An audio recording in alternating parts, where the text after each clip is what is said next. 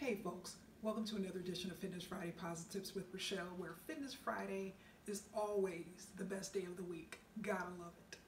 Now I know some of you, particularly if you watch me long enough, saw this in my hand, this little notebook, and said to yourselves, uh-oh, Rachelle has been to Dollar Tree again. And the answer is unequivocally, yes. One of the things I love most about Dollar Tree is that they have all of these type of inspirational little things and different trinkets and stuff.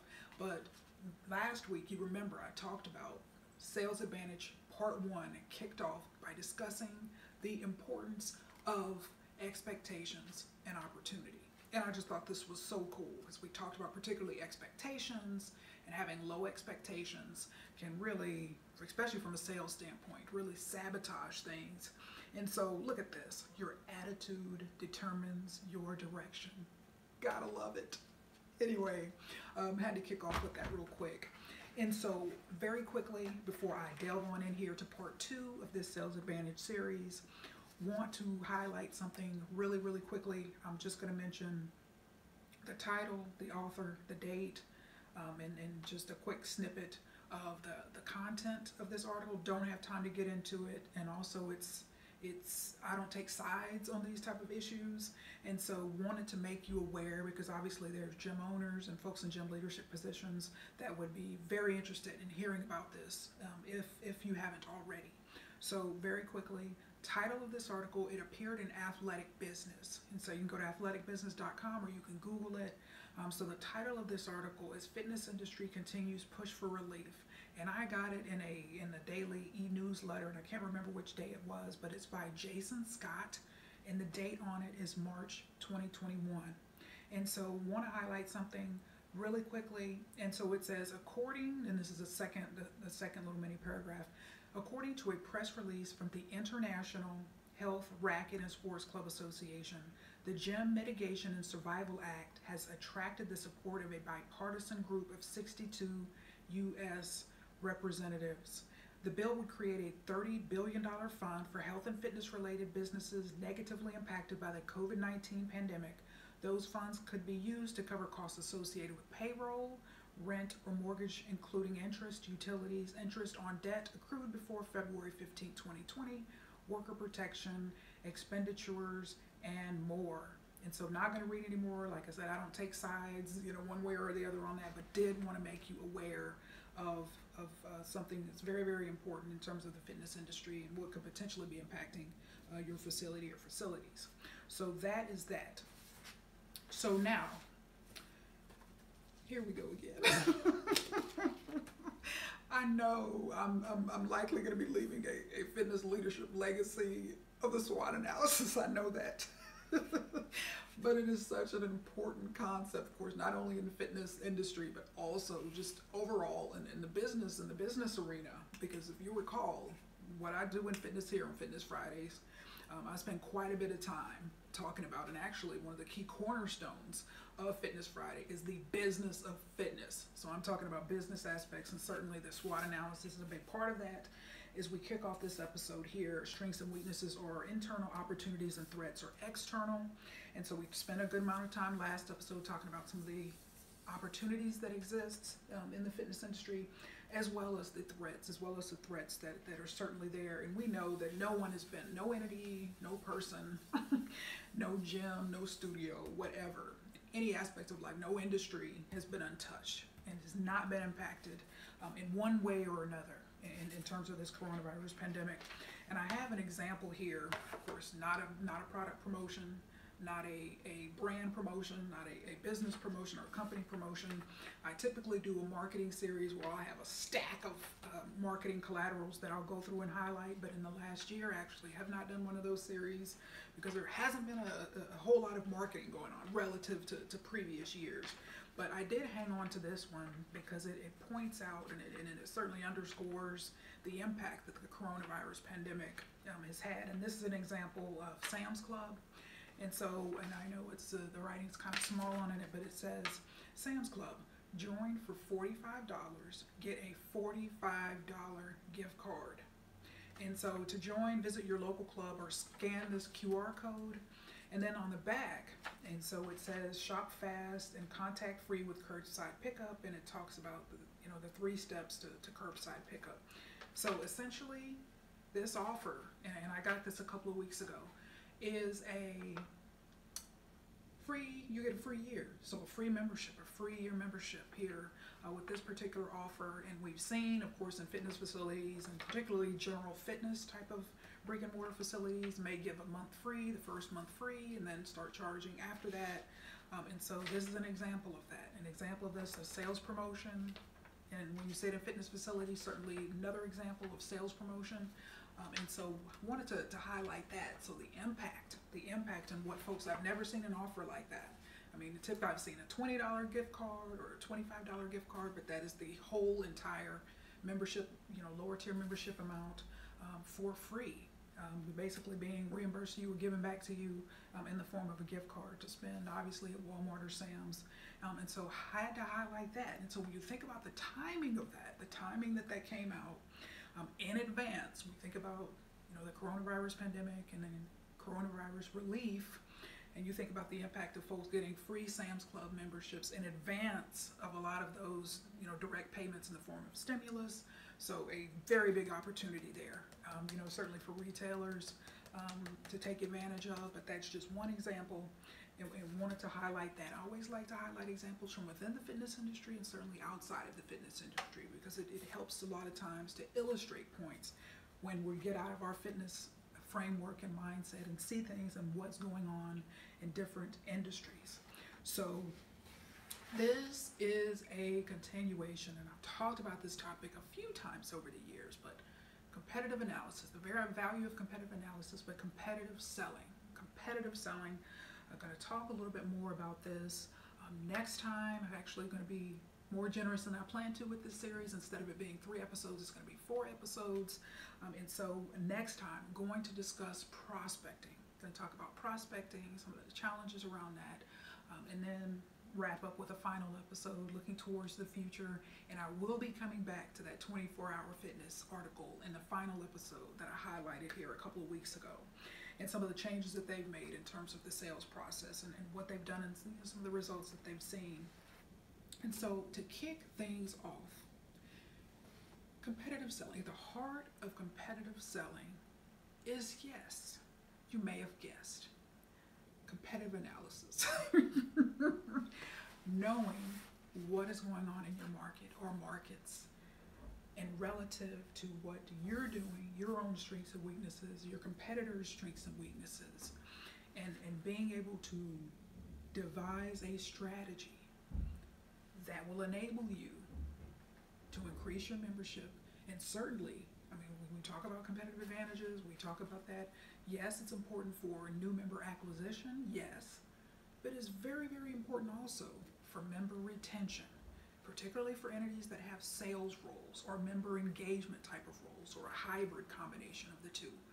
Because yes, it's always a sales opportunity when you have a potential new member signing up or potentially signing up, but when you have a current member who's on the verge of walking away or has come to the front desk and said, hey, I want to cancel my membership, or they come to you 2 months ahead of time before when you look at the date of when their membership is going to end, and they tell you, what's the policy again on canceling my membership? And how many days do I have left, or how much time do I have left, or what's your policy?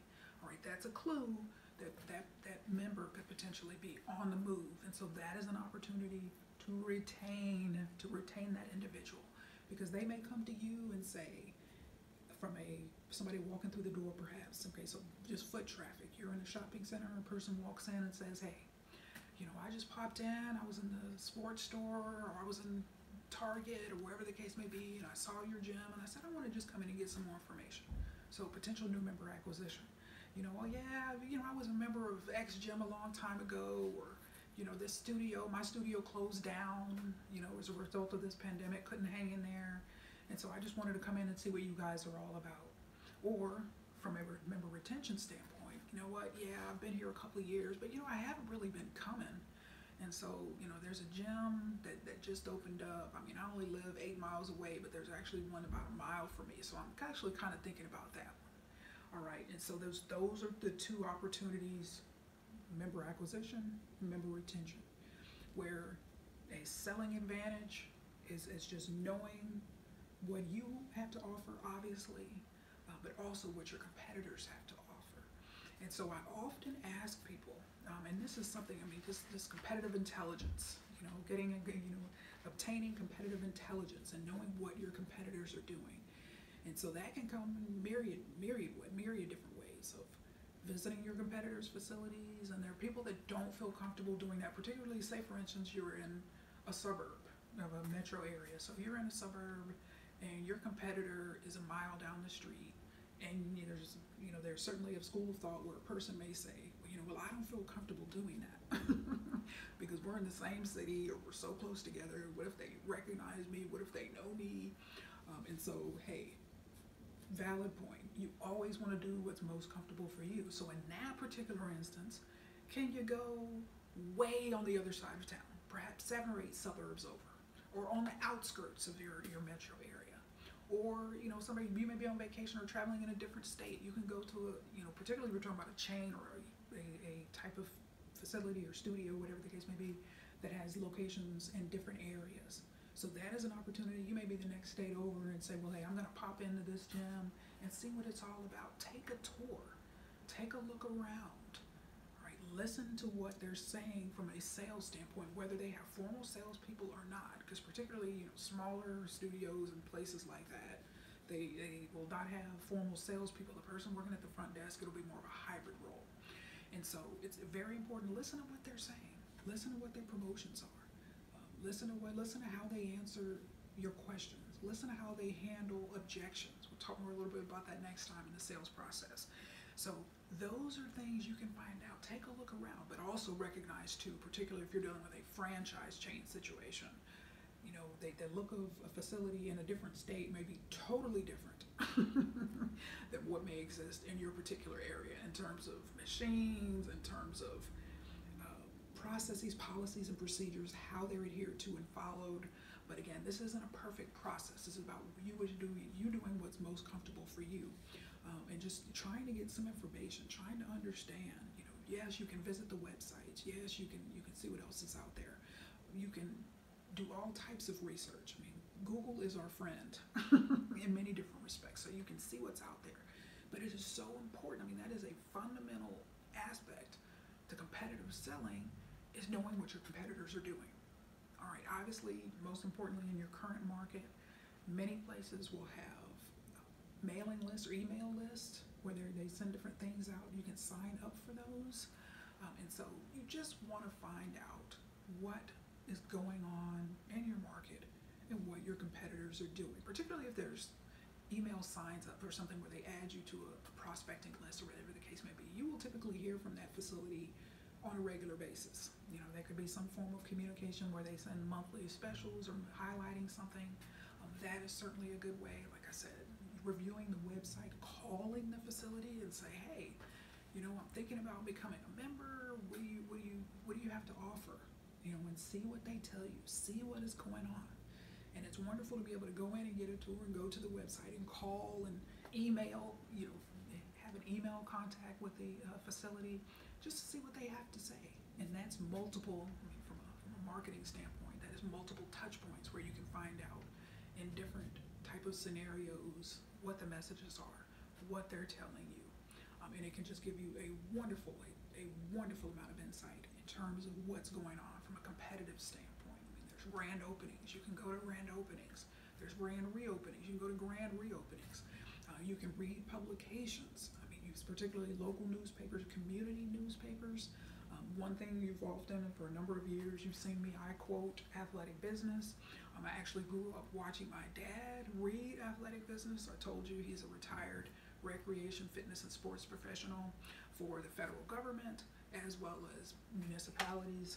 And so I grew up with him reading Athletic Business. So when I started Fitness Fridays, bam, that was one of the first resources that I tapped onto. And ironically, this Athletic Business article that I quoted here is still up. And at the very top of it, it says, and this is something I haven't mentioned in a long time, but folks, if you're a fitness professional, whether you're you own a facility, you lead or manage a facility, you work in a facility as a trainer, whatever the case may be.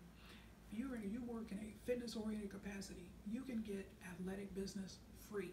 They will mail it to you once a month. It's a wonderful publication, just wonderful in terms of industry insight and analysis. But also, they have this daily e-newsletter, Monday through Friday. It comes out like clockwork, where you will hear you will get some good information from a lot of the major players in the industry. They have free webinars that talk about member engagement, particularly around this digitization and virtualization that's going on in the fitness industry in terms of brick and mortar facilities. In particular, like how to engage your members, how to keep them engaged, how to have digital offerings. So that is a wonderful resource. So I highly recommend Athletic Business, as well as Club Industry, clubindustry.com. They also have free webinars. They also have their e-newsletter that comes out. So wonderful resources. But that's a way.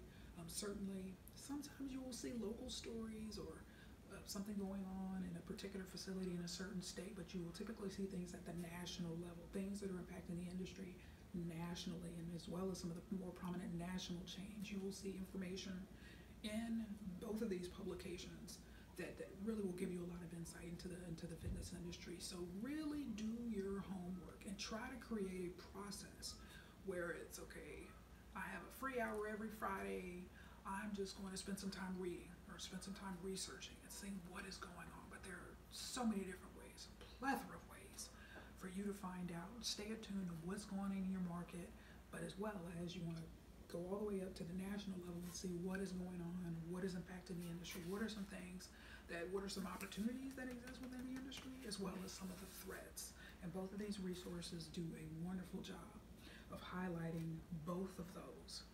And so when we think about a very big threat that is now, particularly during this coronavirus pandemic here in the last year or so, you've heard me talk a lot about Peloton. You've heard me talk a lot about home-based fitness and how the explosive growth, obviously within Peloton, but also within the home fitness sector, unparalleled explosive growth, are certainly a threat to traditional brick and mortar facilities.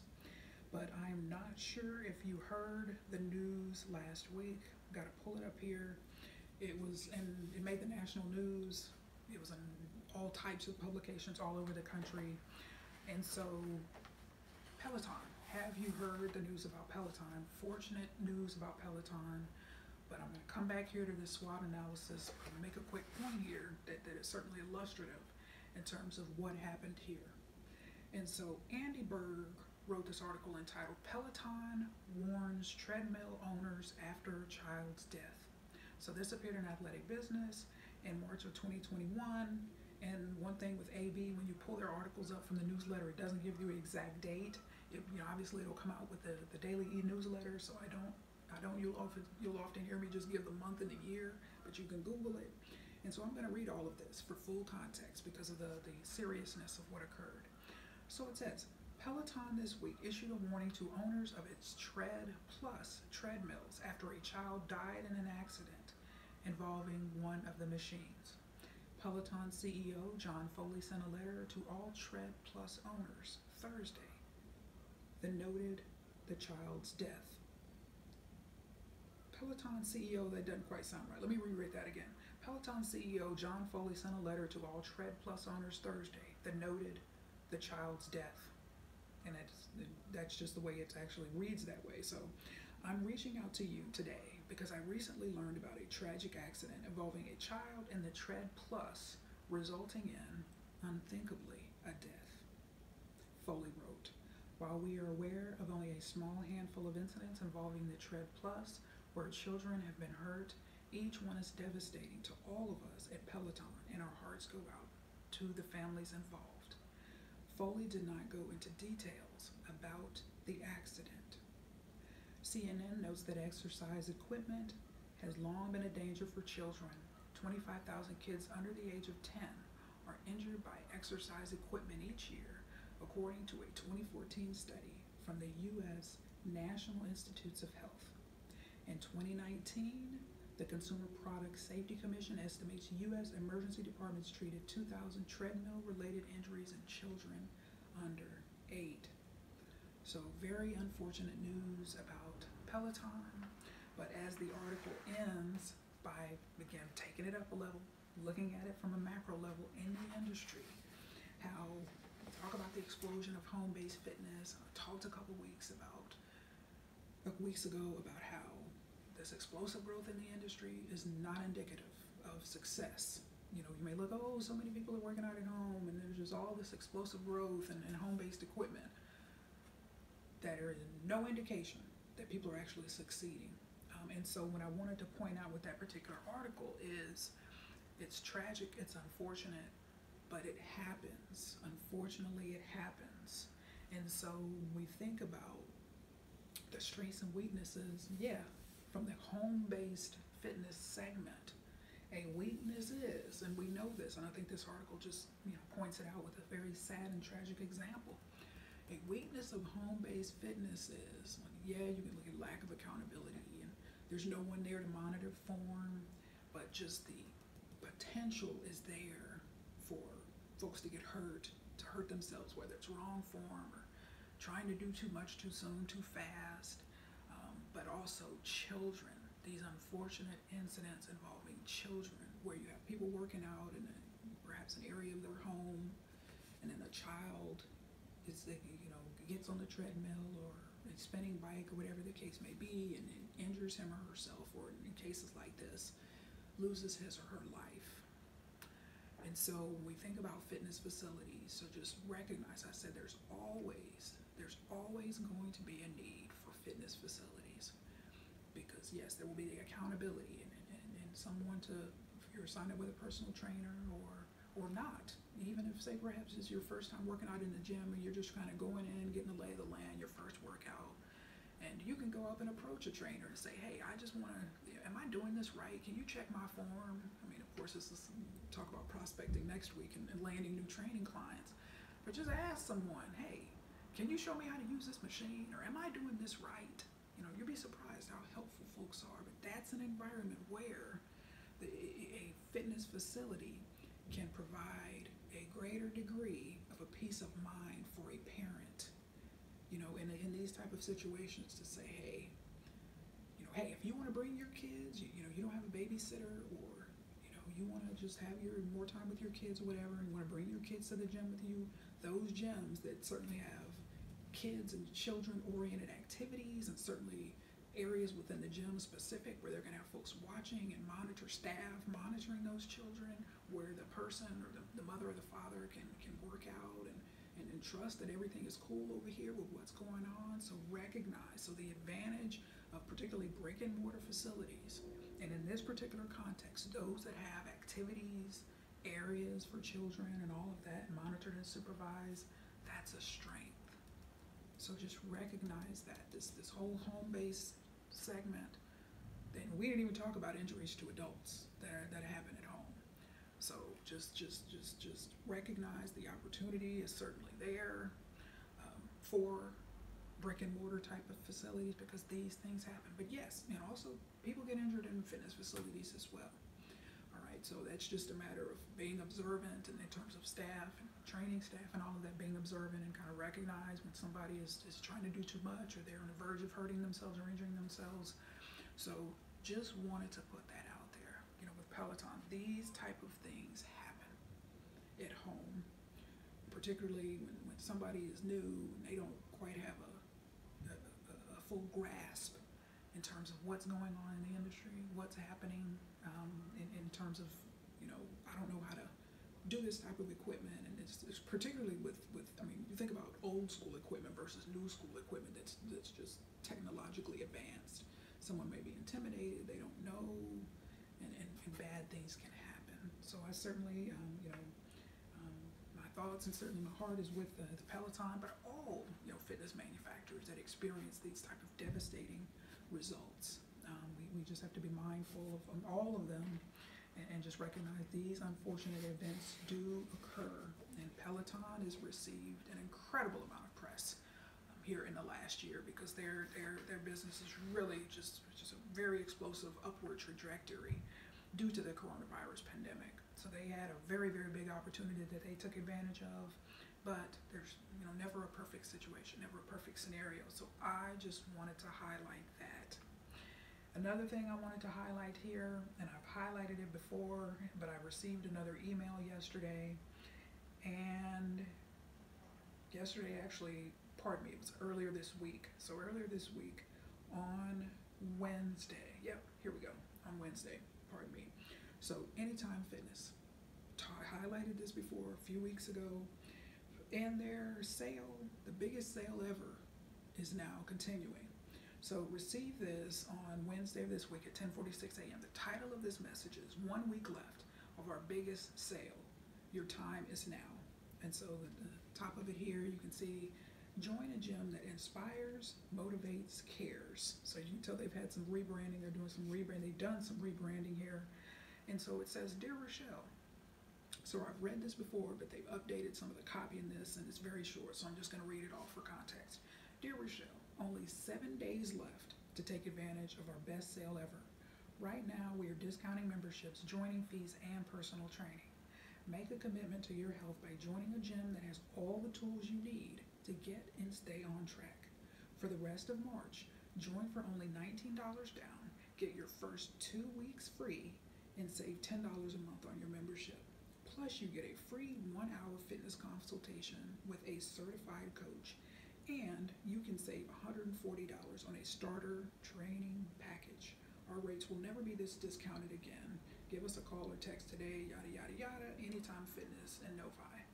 And so you recall when I read it a few weeks ago, it said that this sale was going to end earlier in the month of March. And so the sale ends on 3/31/21. And so we can talk about that from a sales promotion standpoint. You want to create a sense of urgency. If in the very first email that came, say somebody was in the market for a gym, and they see that and they think, oh, okay, this cool sale is going on, biggest sale ever, and it's February 25th, and they're sending this email in advance of March 1st, biggest sale ever. The person sees that and says, oh, okay, well the deal expires on the 31st of March in the first email. No, with sales promotion, you want to create a sense of urgency. You want to create a sense of urgency. Get folks to act sooner rather than later. So if you put that 3/31, March 31 expiration date on that first email, and somebody will tell them, oh, I got plenty of time. Well, that's a month away, and no need to rush. And many times they will fall off, they will lose interest, perhaps they'll go to another gym. So that's just, certainly one of the nooks and the nook and cranny of sales promotion, getting folks to act with a greater sense of urgency. Do something now. It expires in 7 days. It expires tomorrow. This is good for 24 hours. All right. So those type of things to spur incremental in this particular framework, member signups, new member signups, and member acquisition, overall member acquisition strategy. So wanted to highlight that as well. So just knowing what is going on in your market. So say for instance, okay, this is Anytime. So it's a national chain. So you got this type of sale going on. And I told you, and I've said in previous episodes here over the years that, Anytime Fitness has a whole lot of locations, and I call them the sleeping giant that wakes up 3 or 4, maybe 5 times a year with promotions. But they are certainly a very large and a major player in fitness chains in this country. So you want to be aware of what's going on at Anytime Fitness. So just had to highlight that.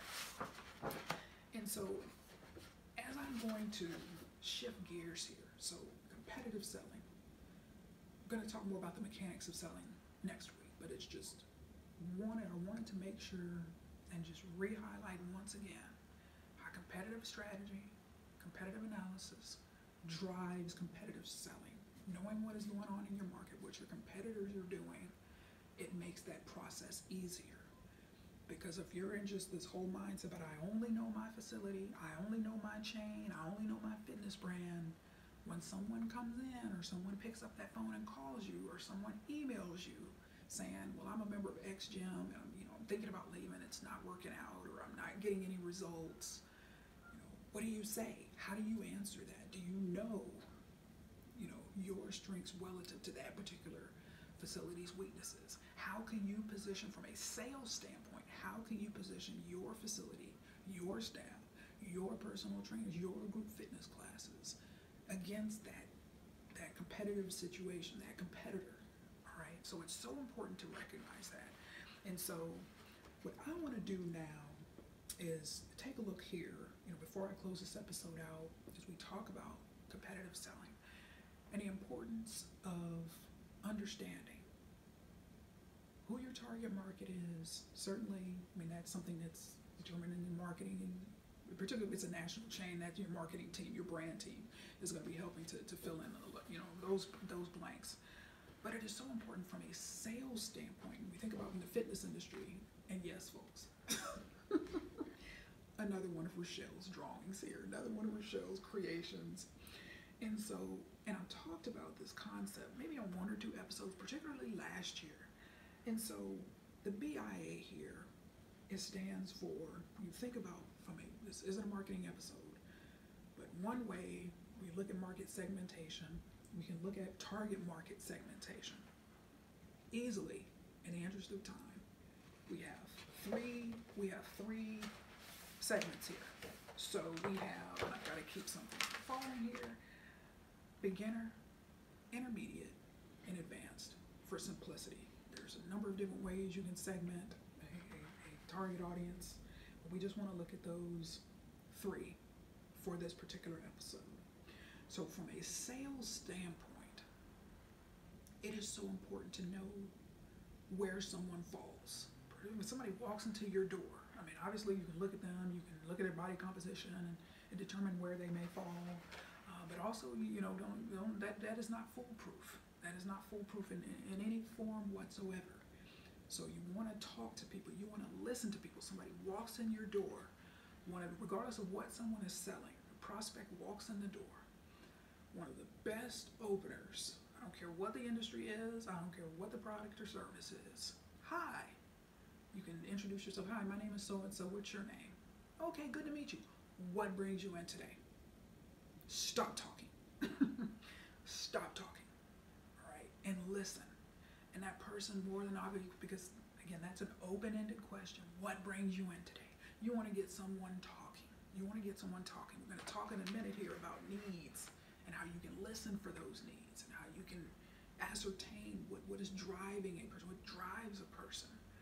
But it is so important. If somebody comes in and, they're a beginner, but if you listen, you'll be able to listen. You'll be able to tell based on what they tell you and some of your follow-up subsequent questions that you ask where this person falls. But it is so important from a sales standpoint. If somebody's in the advanced category and you're talking to them like they're a beginner, you could potentially lose them. They can be patient, they can just be understanding, but if they're short on time and you're talking to them, your messaging is certainly reflective of the fact that you are dealing with a beginner, and this person has been working out for 15 years in fitness facilities. Sometimes people can be insulted by that. People can just lose, like I said, lose patience with you, and just you'll never see them again. So you just always want to identify as much as humanly possible where someone falls, what their experience has been, where they have been. Let's listen to them talk and ask follow-up questions to determine, who am I dealing with here? Who am I dealing with here?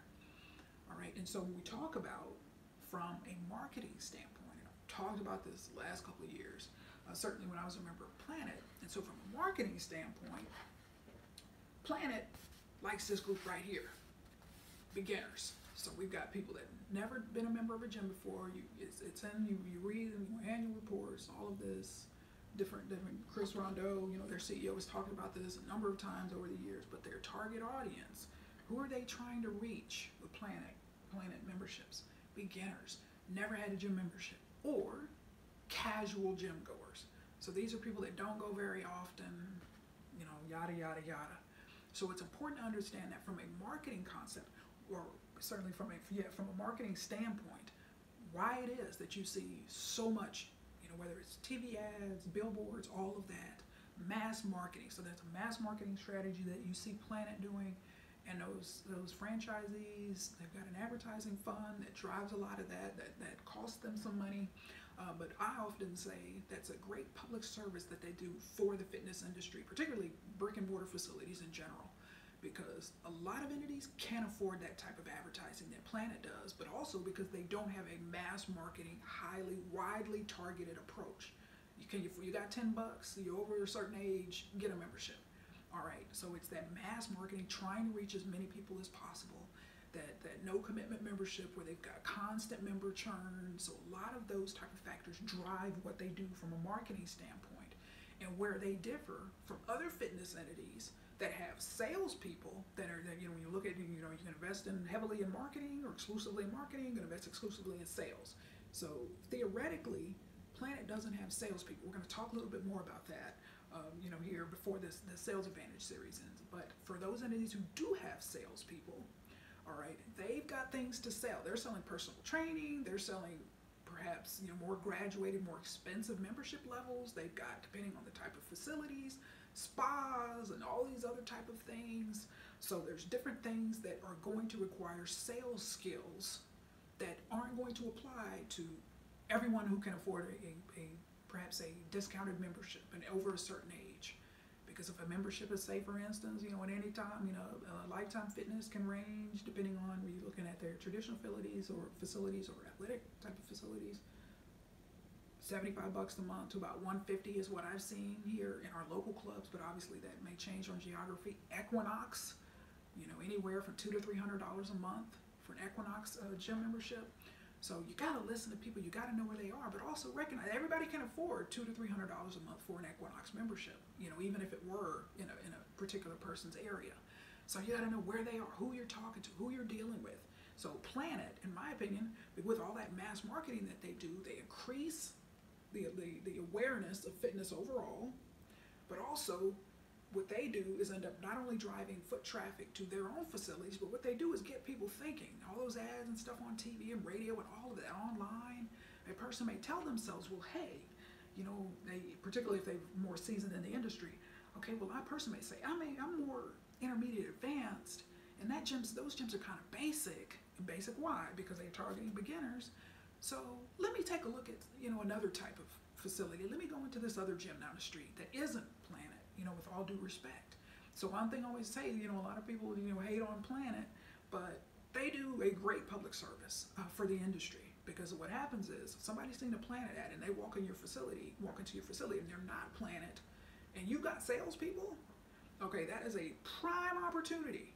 Okay, the Planet is, with their mass marketing, has driven them. It creates a lot of foot traffic where people think like, I need to work out, or I really need to get moving, or I need to lose some weight. Summer's coming, whatever the case may be. So that is an opportunity. They're giving a lot of fitness facilities across this country a wonderful opportunity that wouldn't exist otherwise, because you've got to have that type of mass marketing and mass advertising to create the level of awareness, certainly that they need in order to keep those facilities going. Because with those discounted memberships, without the ability to sell different things and have these different add-ons and upsells with a more complicated business model, it's a tough road. You've got members constantly leaving, and you need their number of members in terms of member volume is high. You have those discounted memberships. That's just, economics 101, business 101. The more you charge, the less memberships. Okay, Equinox does not need the same number of members that a Planet Fitness would need, just volumes, the price-wise.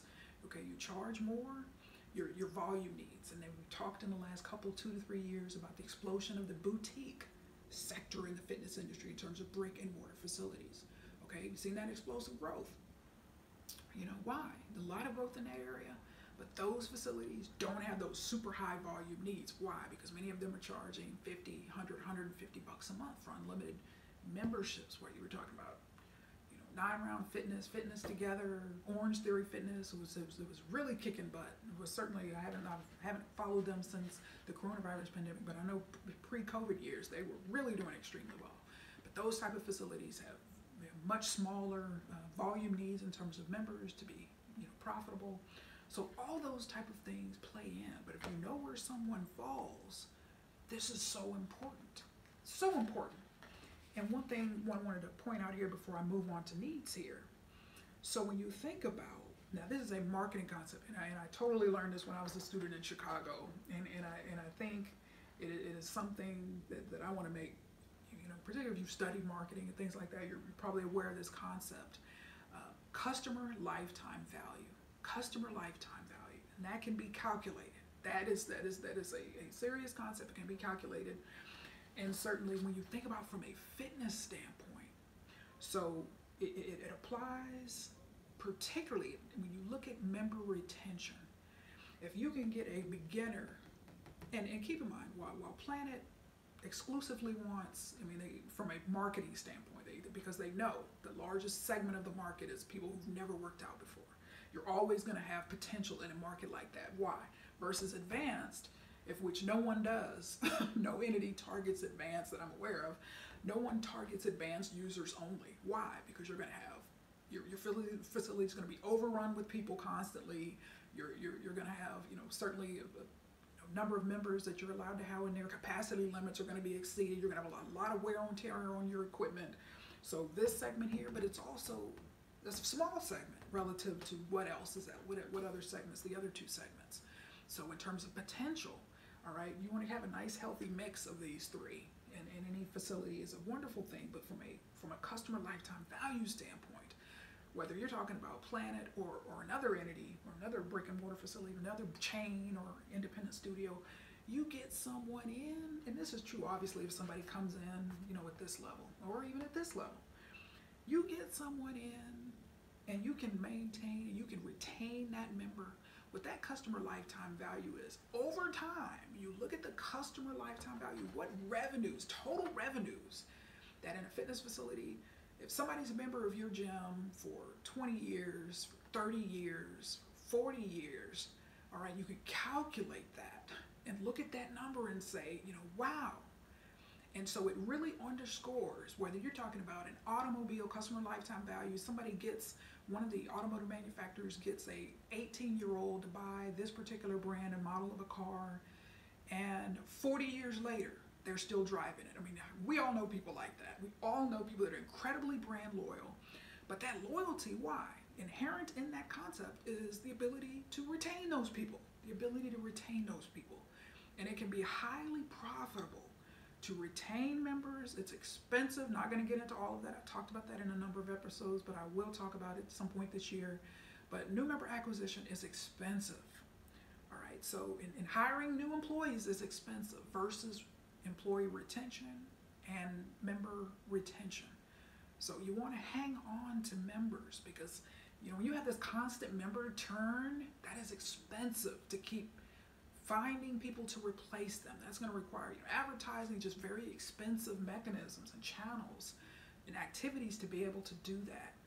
And so your customer lifetime value, think about that when you're evaluating, particularly strategic planning. What can we do to retain our members? Because over time, not to say that everyone's going to want to be a member of your gym for 40 years, but just know that it does happen.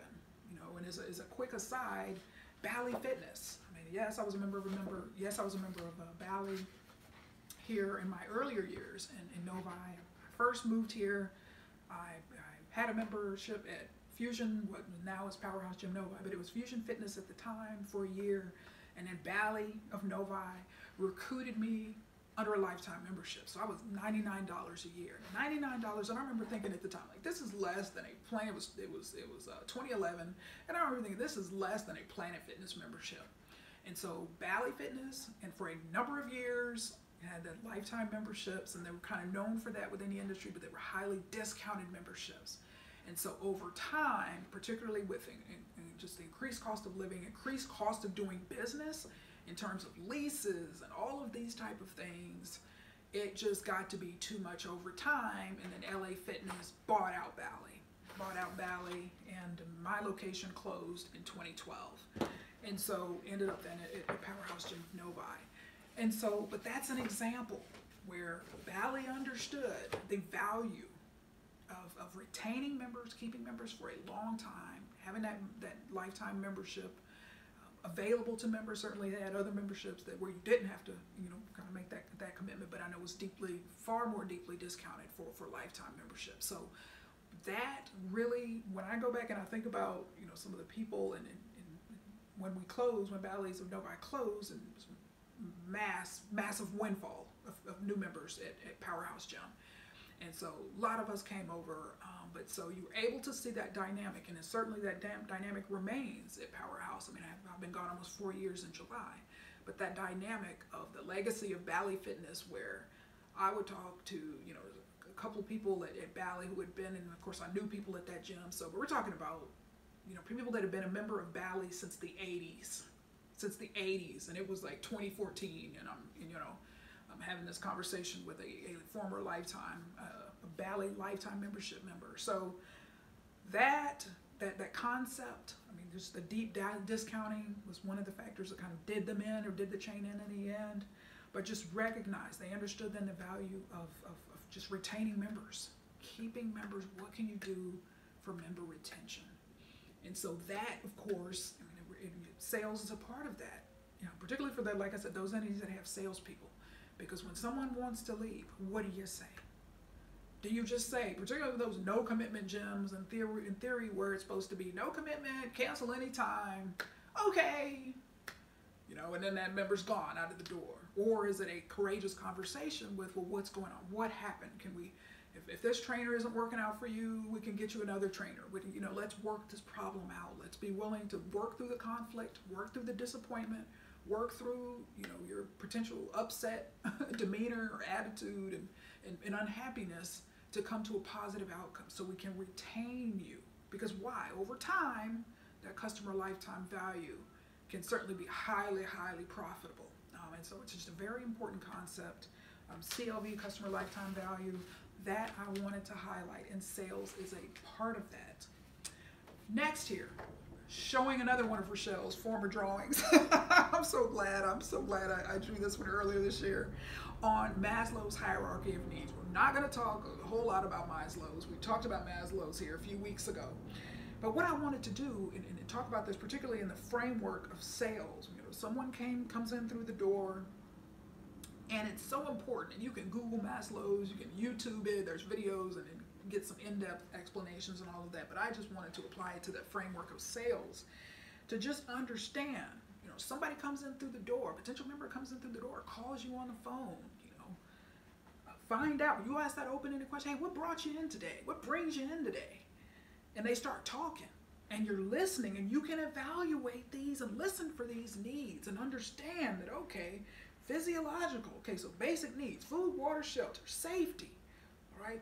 Love and belonging, a very big one in the fitness industry, is I'm going to spend the most time talking about this one. Esteem, all right, prestige, needing to feel important, all right, and self-actualization.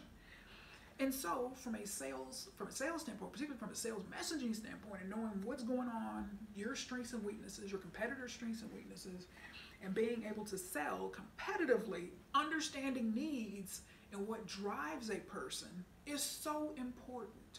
It's so important. And so whether you're talking about safety needs, and if you toured an Anytime Fitness, they will tell you that, again, pre-COVID, I know they've had some changes due to CDC guidelines and all of that in terms of scheduling times and being in the gym and the capacity limits and all of that. So pre-COVID, it was, hey, 24/7. Any location, you've got your key fob, you have access 24/7, and they've got certain staffed hours, and certainly the rest are unstaffed. So you come in at 2:30 in the morning every week or every day if you feel like it, no problem. And one part of their messaging, and I've been to a number of Anytime Fitness and a number of tours of Anytime, you'll find out that part of their sales strategy, certain marketing strategy, is to assuage the concerns of potential members around safety. Okay, I'm in this place in a strip mall typically at 2:30 in the morning. How safe am I going to be? And you listen to their message, and they go on offense during the tour, and will tell you about the different cameras and their different security system and just how that all works. But why is that? Safety. Very big need for safety. Very, very big need for safety. So whether it's, you know, your parking lot is well lit, or, you know, you've got cameras that are not only, you know, obviously just monitoring, but are recording. So if something happens, we've got proof. We're going to be able to identify the perpetrator or anything that may go wrong. So there's different things like that can help to make someone feel comfortable. You know, hey, Some facilities have a security guard. I mean, some facilities just what can you do to make members feel safe? All right, to feel safe, but just recognize how important that need is. Or if somebody has it out, they're a current member and they have it out with another member, and then they're afraid that that member is gonna potentially beat them up at some point. These type of things happen. So it's kind of, okay, so what can we do from a safety standpoint in this situation? All right, what can we do? Okay, love and belonging. I said we're going to spend the most amount of time on this love and belonging in the fitness arena, particularly in brick and mortar facilities. Okay, one of the strengths of brick and mortar facilities is this concept of this love and belonging, really being attuned to those needs and meeting those needs. Of, okay, people want to be part of a group. People want to, particularly in the coronavirus pandemic, people want to, okay, I feel isolated. I don't feel like I really interact with a lot of people. Like, you know, I want an opportunity to just go out and be with people again. So these are all sales opportunities. You listen to somebody say, well, you know what? I've been working out at home for the last 6 months, and it's just not the same. I mean, I used to belong to a gym before, and my gym shut down, and it's just not the same. All right, that's an opportunity. Bam. You know, hey, at this gym, we have friendly staff, we have friendly members, and we've got these group fitness classes, and we've got these different things that we have member socials and different events once a month or once every other month where you can come out and get to know people and just know that you belong and you're welcome here, and there's other folks just like you can meet that are all going through the same thing with this pandemic. But it's understanding this love and belonging, where you, particularly that friendliness aspect of a gym can go a long way, in this particular arena. And yes, I mean, you definitely have people that are in gyms, and they'll tell you this, that they are looking for the next Mrs. Right or Mr. Right. I mean, that's just there, you know, and it's, the people will tell you, you let people talk, you listen. And they'll tell you, you can find out exactly, you know, what is driving them, what their needs are, and what you can do, and how your facilities or chain or studio can meet those needs. So important from a sales point, because I mean, that's just a fundamental aspect of sales is identifying needs and positioning your product service to meet those needs. All right, so there it is. Esteem. All right, and so that's where you have gyms like your Equinox, these swanky gyms, your Lifetime Fitness, some of your smaller boutique studios that tend to be very, very expensive, can appeal to these esteem needs. All right, so Equinox, I remember I went into an Equinox here. We have one in our Bloomfield Township, one of our suburbs here, and they've got the valet and just all of this different stuff. And I remember thinking that, you know, for somebody who's into that, you know, you want to be important. You want the prestige. You want all of that. Let the valet get your car. And so that's totally not me. But there's a lot of people that are like that. And so just recognize the esteem. All right. Is there a service or an offering or a package or something from a membership perspective where there can be exclusivity? All right. There's a lot of people that want that. All right. That have these esteemed needs. I want to feel like, hey, I have something that everyone else can't have. I want this exclusivity. I want something that's important, and it may be just a more expensive price, maybe, you know, exclusive package deals, just whatever the case may be. Just recognize, and then of course, yes, you have self-actualization that within a fitness facility. So, you know, say I come in your door, and I'm going to be talking about living my best fit life, because I'm living my best life in general as a self-actualizer. But my goal is always, you know, I'm trying to how can a facility help me be the best I can be in terms of my fitness journey. That is so important. And so, but recognize we're all at different levels here. We're all at different levels. Things, we just as human beings, we all have different needs. We all have different wants. All of that is very, very important. But I'm just saying, from a sales standpoint, okay, you recognize. So the person who is perhaps out prospecting for any time for Equinox. So say, okay, there's Equinox membership, I don't know, $175, $200 a month. Just depends on location, you know, what their prices are, as is true in most cases in fitness chains. So if somebody is out prospecting, they say, well, you know what, hey, you know, this person seems like they work out. I'm just going to go over there and talk to them. They may be, I don't know, Trader Joe's or Whole Foods or whatever the case may be. This person seems like they would be a good member of our gym. This, you know, it's a salesperson, they have a sales role. I want to see, go talk to them and let them know about Equinox. So a person may be an account manager, whatever the case may be. So, all right, they talk to this person and they find out. And so that's why these needs are so important, because if somebody comes into your facility, with all due respect, I mean, we all have hardships in life. There's no one that has a perfect life. We all have hardships, struggles, challenges, and different aspects of our life. So if somebody comes in and they're telling you, hey, I just lost my job, my spouse just lost her job, and you know, we're trying to work out, but you know, money is really tight, we don't have a lot of money. And so that's I mean, that's an indication.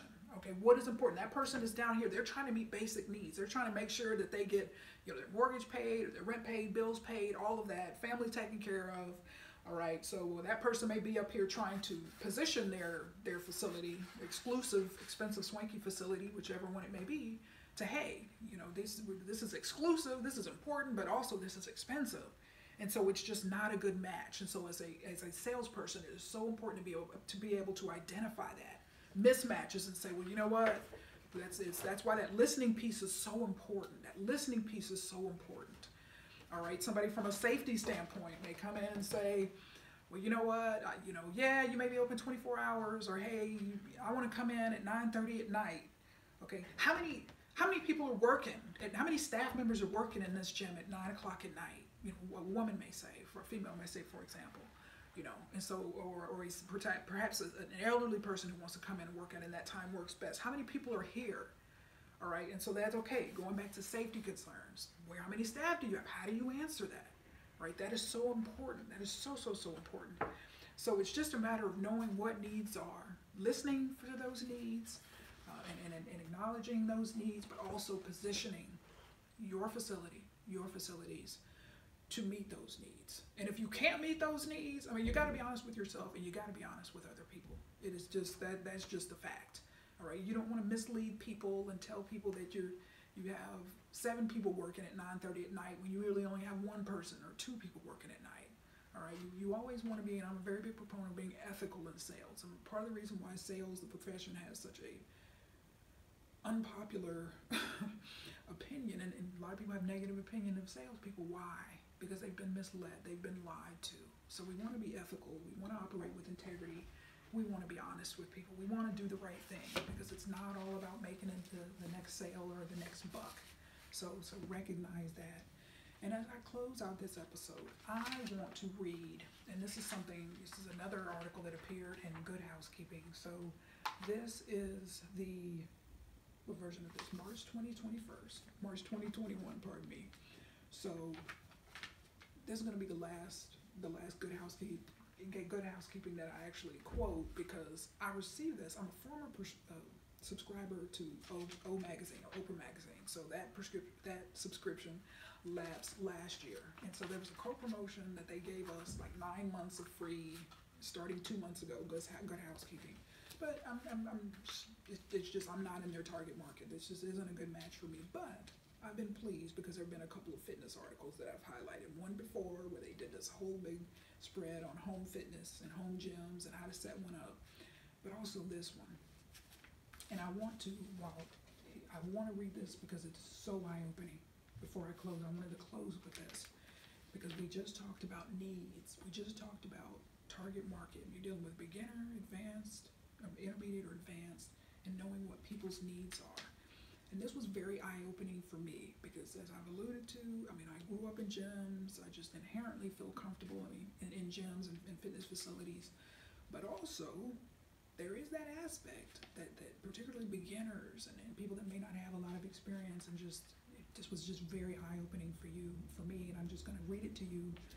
It's a little lengthy, but it's so important for full context. I just wanted to just listen and listen for needs that we just talked about, that this article highlights. So the title of it is "Find a Gym or Studio You'll Love." The article is by Lisa Mulcahy, and the subhead says, "Exercise is the best medicine, but if you're a beginner, older, in a bigger body, or in some other way not comfortable in most workout spaces, these tips are for you." So it says, even though almost a quarter of gym members in the U.S. are 55 or older, according to the International Health, Racket, and Sports Club Association, fitness centers aren't always the most inclusive places. And feeling uncomfortable at a gym or in a class because of your age, isn't the only issue. Maybe you're the only black woman there, or seemingly the only disabled person, or member of the LGBTQ community. How do you pick a facility where you belong? Remember that needs, I told you that's huge. All right, where you belong, and in parentheses, once COVID-19 precautions have been lifted, of course, and it's safe to sweat indoors, end of parentheses. Number one, so these are tips, be honest with yourself. You'll go consistently only if it's someplace you feel comfortable, so get real about what you need to fully participate. Would you be motivated by a spin class for your age group only? An hour of body positive yoga as opposed to power hit core booty sculpting? Having a private place to change? If you have a physical challenge beyond making sure the facility has the equipment you need, ask about technology that would make it more accessible. Parentheses, instructors' mics that loop into hearing aids, for example. Number two, check out the vibe. A great place to start is the gym's website, says Michelle Seeger, PhD, author of No Sweat, How the Simple Science of Motivation Can Bring You a Lifetime of Fitness. Does its message seem welcoming? Does the gym emphasize only superficial goals, or does it encourage members to notice how much better they feel? Do the images show people of all shapes, sizes, colors, and ages? This is a good first step towards determining if a gym is a place you want to be. Number three, take advantage of free trials. Before you join, get a sense of the clientele. Are there people who look like you? Take a virtual class and listen in on the language the employees and instructors use to make sure it's inclusive and empowering, says Caitlin Ball, an intuitive eating coach and host of the podcast, Quit Dieting for Good. If you're moving away from the calorie torching mindset, she adds, you want to hear them talk about what you'll gain from your workouts, such as strength and energy versus what you'll lose. A focus on weight loss will potentially make you feel uncomfortable or unworthy at your current size, says Ball. Number four, expect respect. Racism, fat phobia, ableism, and queerphobia are baked into our society, says dietitian Alyssa Rumsey, author of Unapologetic Eating. If you experience discrimination, immediately alert the gym's management, she says. If you don't like the response, escalate your complaint and let them know you'll be moving on to a more inclusive place. You're paying to feel good and take care of yourself, and you should get what you pay for. So I read this, and like I said, I contacted the subscription services office department for Good Housekeeping in Harlan, Iowa, called them up, was like, please unsubscribe me. I mean, I've gotten a few, and I'm just very big on the environment and just not creating extra trash. So it's like, please don't send this to me anymore. But I'm glad. I'm glad for the couple of episodes or the couple of issues I've been able to highlight. But this one right here, and that's why I love to give you the title of the article, the author, and the publication and the date, so you can look it up if you want to. But this for me was very eye-opening. This whole concept, highlighting this whole concept right here, belonging right here.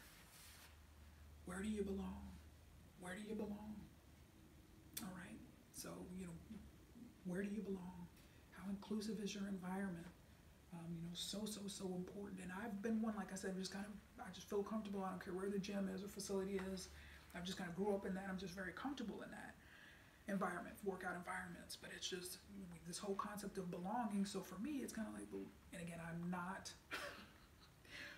for those who don't know, I definitely have a reputation for not being friendly in gyms. I mean, I've had that reputation for a number of years.